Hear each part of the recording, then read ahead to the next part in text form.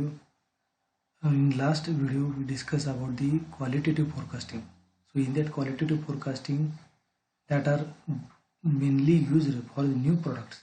Qualitative forecasting generally mainly used for the new products or for the R&D purpose That qualitative forecasting used or in that qualitative forecasting expert opinions are considered. And according to that expert opinion and the data related to the similar products that are used for the forecasting of that particular new product.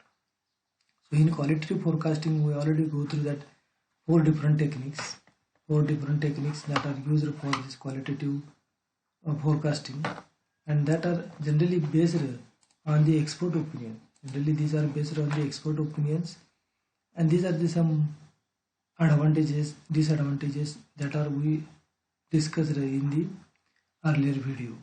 So it is a maybe this qualitative forecasting is bias one or some group thought about that particular product may be related or may be considered while forecasting that new product launching, consider that forecasting of the new product launching.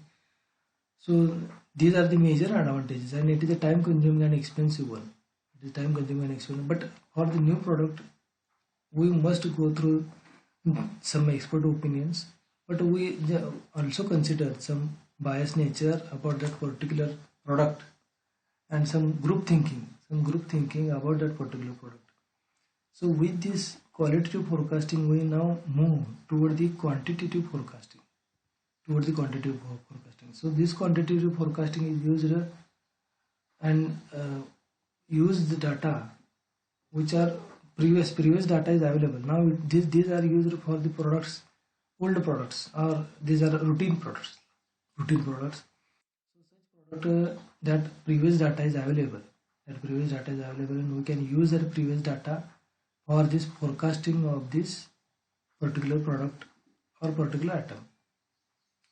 So while forecasting of this particular product, so it is this quantitative forecasting use previous data for a particular period of time. And from that particular analysis for a particular period of time we can forecast for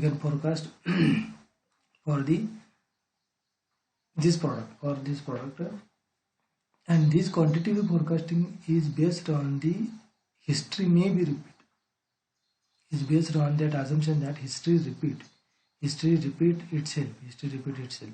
So in this quantitative forecasting, suppose in last year in some particular month that demand will be increased, so they assume that in this current year for that particular period of month that demand should follow that same pattern. On this basis this quantitative forecasting work. So history repeat, it is a base of this quantitative forecasting. So whatever that assumptions that forces that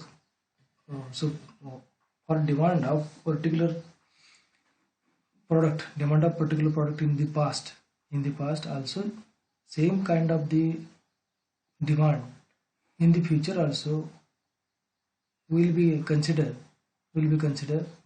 in this type of the forecasting.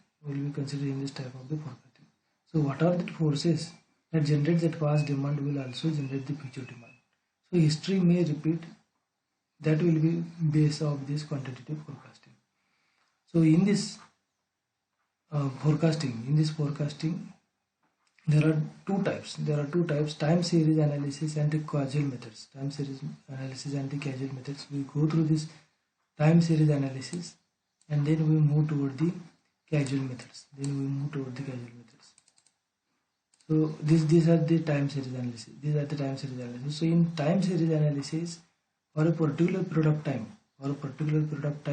data collected and they are plot on a graph.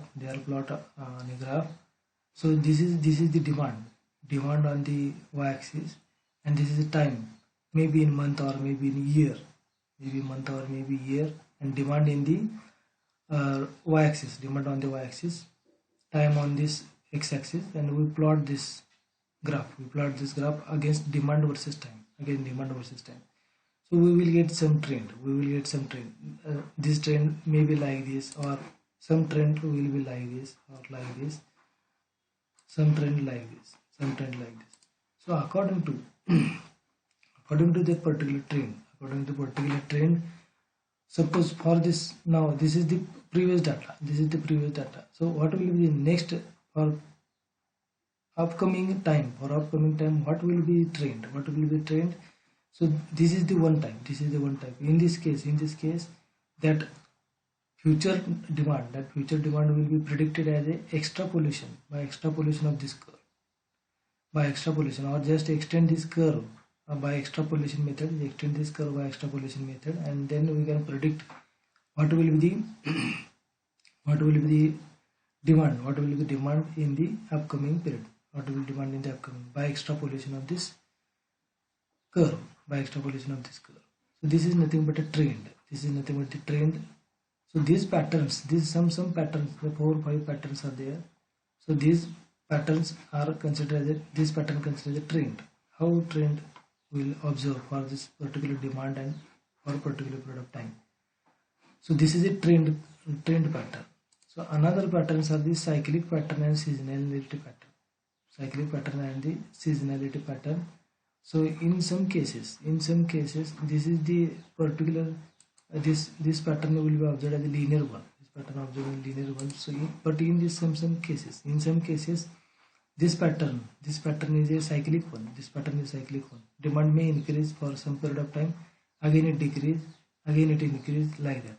So it follow a particular cyclic pattern, and if we draw a linear line through this mean value of this actual demand, we will observe some cyclic pattern. And we can, for such case, we can predict that particular forecast by considering this cyclic pattern, and we can draw a linear line through this mean value of this actual values. So we get a particular line, and then we can predict whatever the future demand in the next period of time. So this pattern is a cyclic one. Some patterns may be seasonal patterns. In these seasonal patterns, the demand may increase for a particular period of time, may decrease for a particular time. Again, it will be increase. So this up and down in the demand according to season. So this increasing demand, this is observed for a particular period of time or particular season of time, and that such cases will be considered as a seasonality approach. So in such cases is called as a seasonality trend, and that we can use for forecasting of the particular demand, So according to particular season, that demand may increase or may decrease. That will be considered as a seasonality. Sometime this particular trend having observations, that particular demand having observations like this for a period of time. We observe some this demand as a random one, as a random pattern. There is no particular pattern we will observe. In this case. So in this case, there is a random behavior. Of particular demand, for a particular period of time. And this may, there are different reasons. There are many reasons for this random behavior, or random fluctuation in this curve, in this particular trend. So these reasons or causes may may be different one. So many there are causes, random causes. There are random causes. So we can observe this type of the particular random behavior of the particular demand for a particular product time. So such cases is called as a random fluctuation. These cases are called as a random fluctuation, in which that demand may increase, may decrease randomly. There is no particular pattern. In this three types, there is a linear pattern, there are cyclic pattern, there is some seasonal increment we can observe. But in random case, there is no such trend we observe in this random fluctuation. So demand may increase, decrease randomly, or unpredictable one due to the so many causes, due to so many random causes. So some causes are written here, that anticipation of shortage of the product may increase demand in the future. So some may be such cases, or maybe anticipation of again or increase in the demand may decrease that product, or may decrease that particular demand. Such cases, such random causes may increase or decrease that particular demand for a particular product time. So these some patterns we observe. We study these patterns, or study this demand with respect to time, study this pattern, and then we predict that future demand for a particular product time. We predict a future demand for a particular product time. Now there are again some methods. There are some methods in this time series analysis that we can use for the predicting that forecasting or predicting that particular demand. These methods are generally simple moving average method, weighted moving average method, exponential smoothing method, and linear regression method. These four methods are generally used for a forecasting purpose. Here again that previous data is used. And according to the previous data, by considering previous data, some forecasting is done for a particular demand. So in this simple moving average method, there are some method as a native method. A simple forecasting model is used for this moving average forecasting model. So here for a particular product time, this model can work. This model can work, and this model cannot be used for the medium and long forecasting. The data used by this model is for a particular product time. That whatever the data, it will be considered in this model. So it is used for the very short forecasting, or it is not used for the medium or long forecasting purpose. So this is some native models are also available for forecasting purpose. So in simple moving average method, so average period, this we consider some data for a particular period of time, and we consider this particular period, and this average period is depend on the variation of the actual demand for some period, past period, and we consider that average period such that it will affect that particular accuracy of that forecasting. And that average period we consider in the simple moving average method for forecasting purpose. So here in this ft plus 1 is the forecasting demand for a particular period of time t plus 1. N is the number of particular period. This t again it is a time, it is again time, t minus 1 is again it is a previous time, like that. T minus 1 again it is a previous time, it will be considered like that. So these are the forecasting for a particular period of time t plus 1. Forecasting for particular period of time t plus 1. D is the demand. D represent demand. T represent particular time period. T represent particular time period. N represent that particular period, average period. N represent number of average period. And ft plus 1 is nothing but a forecasting demand. ft plus 1 is nothing but a forecasting demand for a particular period of time t plus 1. For a particular period of time t plus 1. So this is the simple moving average method. Similar to this, a weighted average method is also there. Similar to this, weighted moving average method is also there. But here in this method, some weightages are given. Some weightages are given to this period. Weightages are given to the particular period or particular periods. So largest weight is given to the recent period, and the smallest weight is given to the older period.